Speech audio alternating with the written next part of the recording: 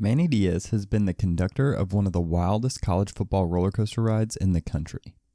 He was the defensive coordinator under Mark Richt, and after 2 years took a job at Temple as their head coach.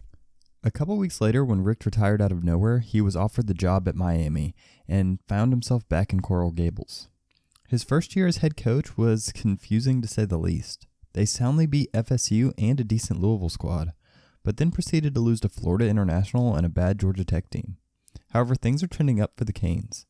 A few key transfers have revitalized them on both sides of the ball, and it appears as if Miami might be on its way to getting back.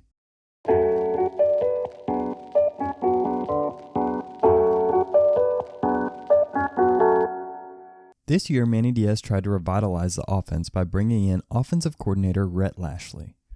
Lashlee has spent a lot of time under Auburn's Gus Malzahn, and you can still see some influences in his heavy use of formations featuring H-backs. But his play calling might be more influenced by his 2 years under Sonny Dykes, an air raid guy. Mesh is a staple of the air raid offense and one that Lashlee uses frequently. It features 2 receivers crossing on drag routes across the field. This creates a natural pick against man coverage, or the receivers can settle against zone. The way that Lashlee's offense finds its most success is in its speed and simplicity.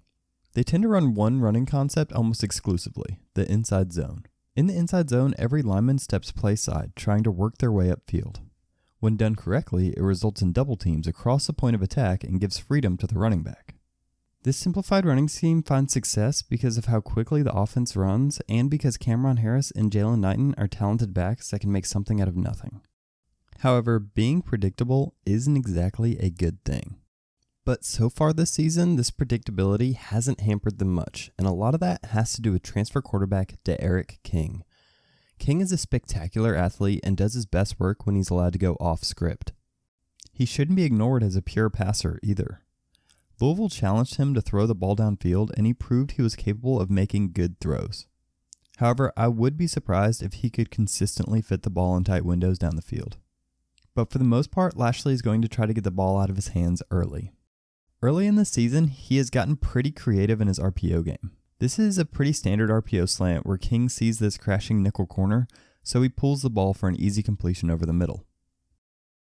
Here this defensive end pushes inside, so King pulls the ball, starts running outside, and the corner bites, which opens up this fade route.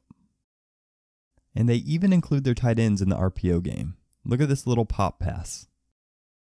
Speaking of tight ends, Brevin Jordan has to be one of the best tight ends in the game. They can line him up in the backfield as an H-back, in the slot to catch screens where he can show off his surprising athleticism, and even run him on downfield routes. As of now, there hasn't been too much to point to if you're trying to find a chink in their armor.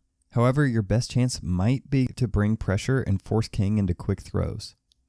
He can have a tendency to pull to run instead of continuing to look downfield, so paradoxically, your best shot might be to encourage the dynamic running quarterback to run. Manny Diaz is a defensive coach, and his defensive philosophy is to get downhill as fast as possible.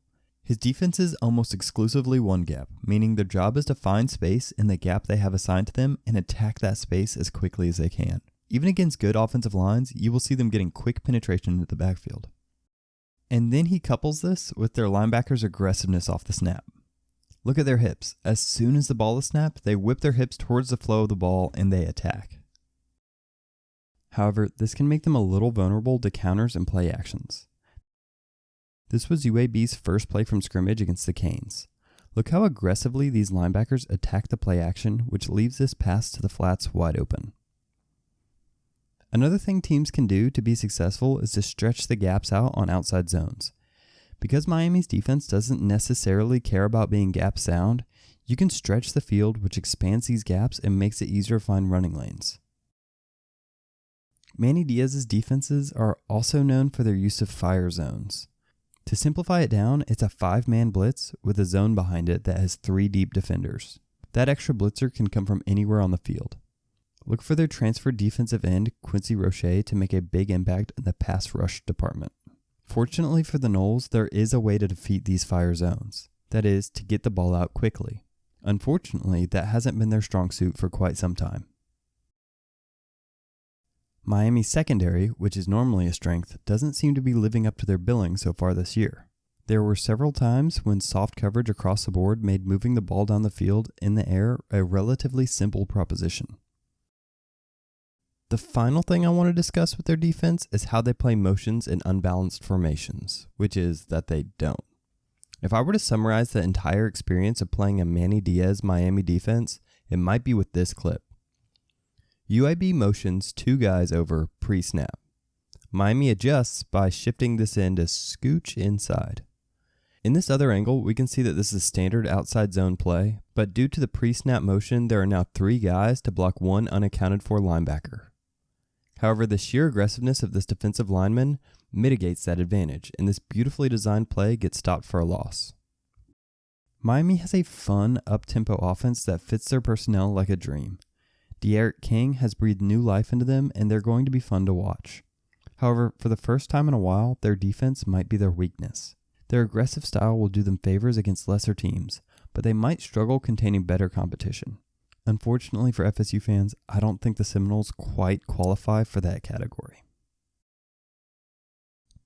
Thanks for joining me this week. Please jump in the comments and tell me why I'm wrong. Also, a reminder that liking and subscribing really helps out the channel. Make sure to join in throughout the season as I try to break down all of FSU's opponents. If you want more information on FSU in general, make sure to join the discussion over at Tomahawk Nation. Thanks.